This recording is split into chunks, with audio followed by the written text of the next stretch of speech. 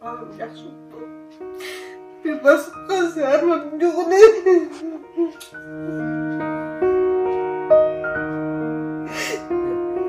Бүтүндөй Кыргызстанда сонун үлгүнү көрсөтүп жаткан биздин 1983-жылы туулган биздин дос курбулар. Бул силерге таандык баарыбызгачы. Ошол классташыбызды дагы, досубуз дагы. Бүтүндөй Кыргызстандагы 83төр келгилечи бир 1000 сомдон чогултуп койсок, баардык 83төр 1000 сомдон чогултсак эле бул бүт тууганыбызды жакшырталуу мүмкүнчүлүгүн деле Кудай жеткизип катарыбызга кошуп алсак.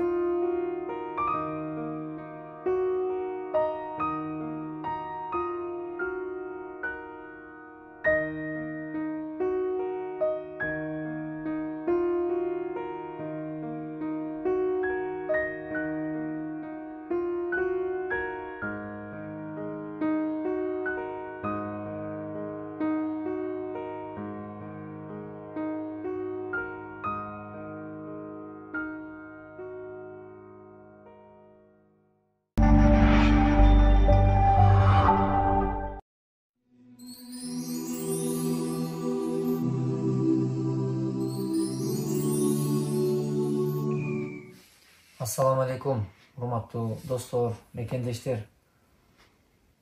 Бүгүнкү күндө эң өкүнүчтүүсү жашообузда ар бир адам жашоодо жакшы жашаганга татыктуу. Ар бир адам каалайбыз жашоодогу жалаң гана жакшы нерселерди. Бирок бул жашоо алам адам баласынын каалоосу менен эмес экендигин пайгамбар алейхисалам дагы көп осуяттарын айтып өткөн. Эми азыр менин жанымда турган бул бир тууганыбыз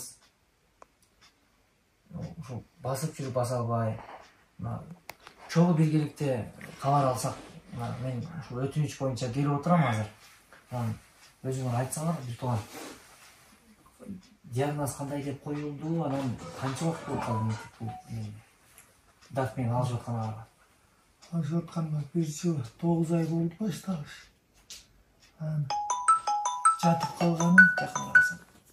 Жатып калганыма 8 ай 9 ай болду. Жакыныраак.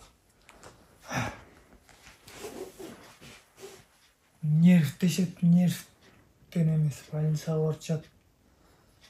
4-5 жыл жаттым. Бас чымал убакта. Аркага эле кетем. Барып жаткан сайын аркага кетем. Үйгө келип жатам. Оңолом. Кайра барып кайра аркага кетем. Дагы артка кетип калды да. Түгүштү. Капельницаларды берди. Дарыларды 12 уштук дары берди. Күнү кече. Ичкен сайын тердей. Кара тер, устак тер.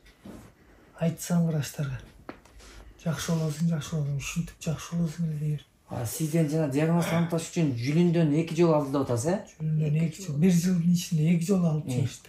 Жүлүндөн алган мезгилде, алганга чейин кандай элесиз? Жүлүндөн алгандан кийин кандай эме сизге билинди мисалы? Жүлүндөн ал элек кезде мен биринчи барып жатканда бас чымал учурда.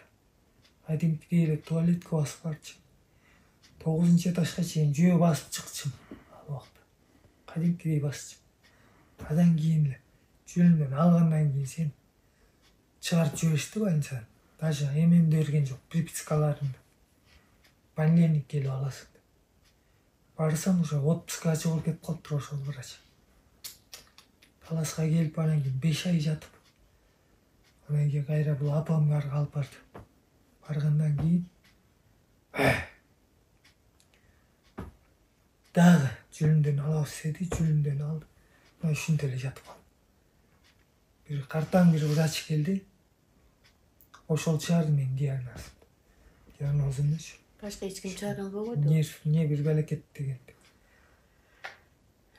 Сүйүнгөн бирок чыгарганначы. Аябай уже аягым го деп. Кайра наоборот аркага кетпедим. Адам бар лечение алып чыгып квартирада жаттым шаарда күтүп. Ошо аркага кетип уже дем ала албай, кызылып кыйналып атканда врачка чалып. Сен келиңиз деди. Барып кайра эме алмаштырдык. Кан алмаштырат экен го. Ошондойго жиберди. 4 жол алмаштырдым, 5 жол алмаштырдым. Отказ беріп. Кайра барып жаттым, дагы лечение алдым 15 күн. Шаркага келип калдым. Жөнөтүп жиберишти аны. Келдим да тамак. Мынакей ушундай карагыла бир тууган азыр эмени айтсаң, азыр бутта мындай колуңдагы сен эме айтып атпайсыңбы, өмүр же ушуну айтып берсең азыр. Мурда Жакыныраак алсаң. Мурда бирткен жакшы болчу. Тыйын кармап.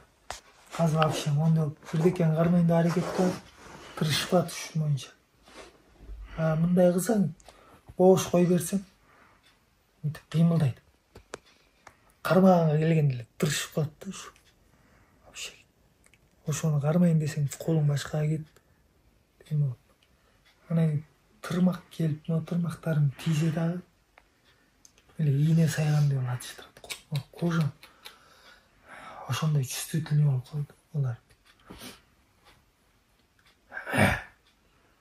Ботум деле ушу управление жоготуп атат дедиң эле, мындай эме жок.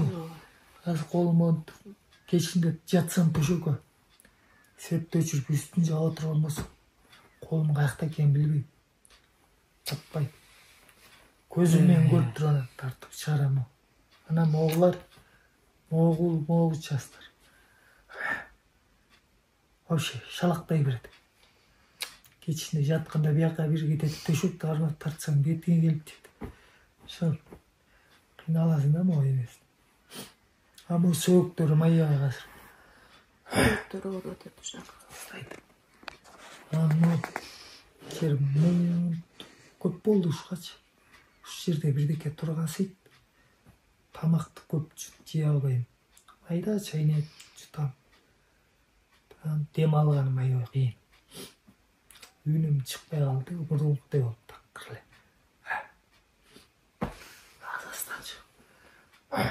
Буга чейин кечиресиң биртон.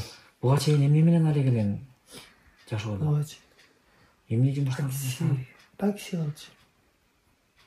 Такси менен иштеп жүрдүм эң акыркы. Базарга чыгып бүт кийип сатып жүргөм. Андан кийин таксиде жүрдүм. Суроолорум оор тийип калса кечирим сурайм биртоган. Бул биздин видеобуздун жеткиликтүү болушун үчүн мен бул суроону берген аркасында жеткиликтүү болсун деп атам да. Оор тийип калса кечирим сурайм.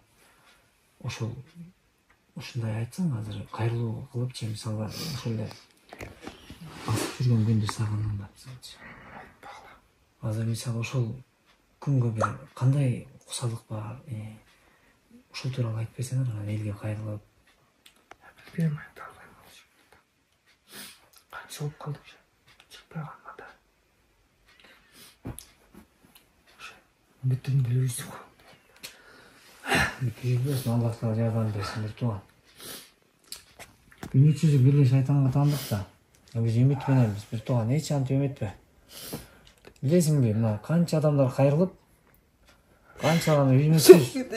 Антпе биртоган, мен айтып атпаймынбы, мен канча адамга келип, сен жаныңа келгендей болуп туруп, үмүтүм үзүп койдум деген адамды азыр сен алдыңа көрсөттүм го.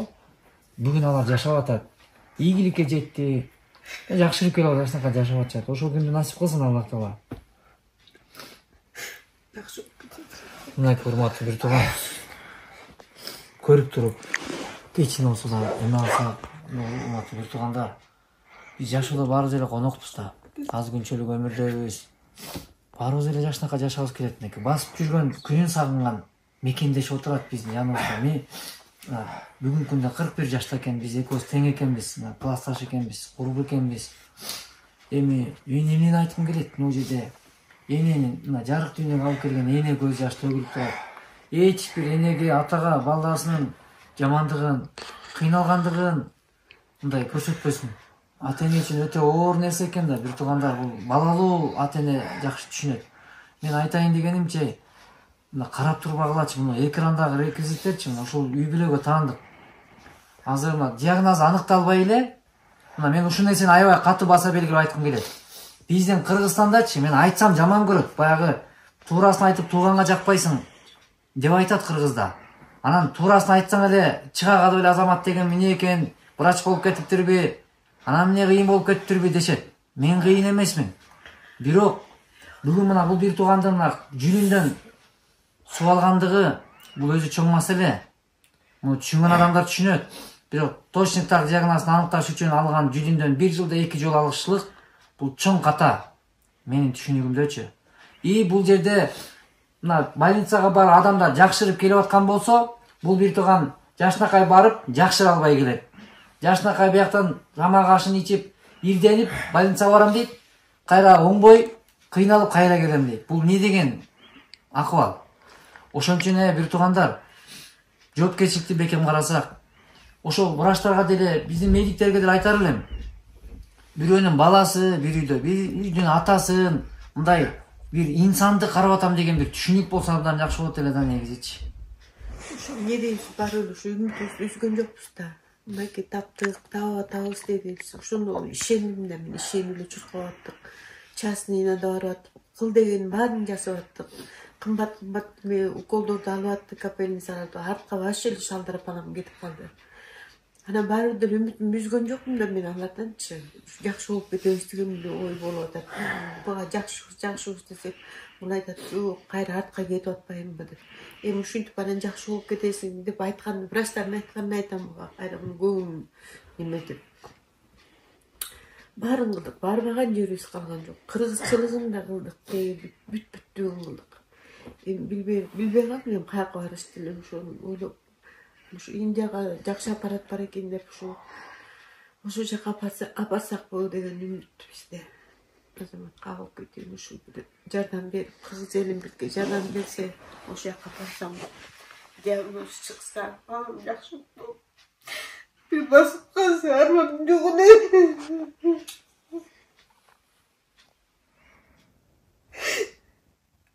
Bana bassana onları kalıp gideyim. Buyursa Кудай тилегиңизди кабыл кылсын. Урматтуу бир тууган. Мына бул төгүлүп турган көз жаш, кайгынын көз жашы болуп турат.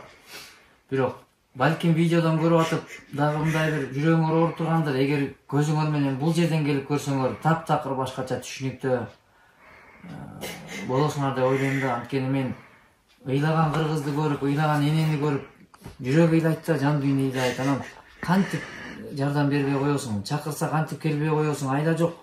Убакытта мен каяктан көрүп эметип кайрылдыңыздар сиздер бизге? Каяктан көрүп интернеттен көрүп. Өлө жерден көрүп канча жыл эме алдык. Буга чейин сиз өзүңөр мага байланышка чыктыңарбы же чыга алган жоксуңарбы? Ошон чыгып барып келип жүрдүм шаарда. Сиз Бишкекке бардыңызбы? Бишкекке Больницада болчубуз да, больницадан чыкканбыз. Ушу эмне кылышты билбейм. Бирок сиз менен экөөбүз жолуктук беле? Индияга барсамбы, же эмне кылсак деп. Жолугушабыз деп турганда бияка кетип калдык. Биз кайра аяктан чыгып, анан кайра бияка келип калдык. Эмне кылышты билбей калдык. Келгенде жакшы болосуңар деген, жакшы болду, кайра артка кетип атат. Мына ушундай бир туугандар колдон келген жакшылык. Мына мен ушул жерден туруп да бир нерсени айткым келет. Бүтүндөй Кыргызстанда сонун үлгүнү көрсөтүп жаткан биздин 1983-жылы туулган биздин дос курбулар.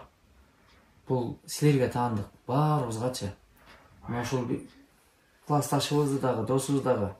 Бүтүндөй Кыргызстандагы 83төр келгилечи, бир 1000 сомдон чогулуп койсок, баардык 83төр 1000 сомдон чогултсак эле бул бир тууганыбызды жакшырталуу мүмкүнчүлүгүн деле Кудай жеткизип катарыбызга кошуп алсак, бул дүйнө акыретте чоң биздин жетишкенибиз болмок.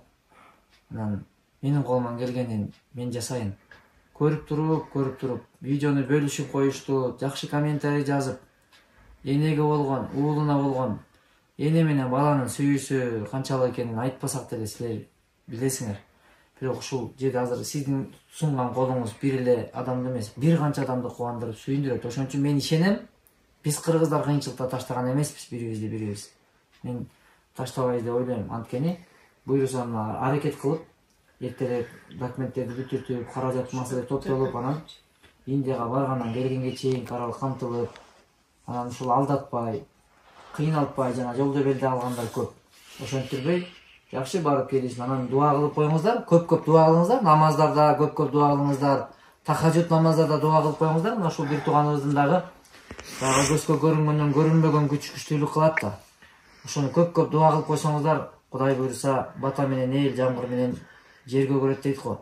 Анан ушу бата тилек менен бир тууганыбызды жакшыртып туруп, катарыбызга кошуп, анан кубанычтын көз жашы боло турган күнгө жетип, сүйүнүп туруп, мына ушул жерде сонун жаңылыкты бөлүшүүнү жараткандан тилек үмүт кылайлы бүгүн. Кудай буйруса, Аллах жакшылыкта жолуктурсун дейт.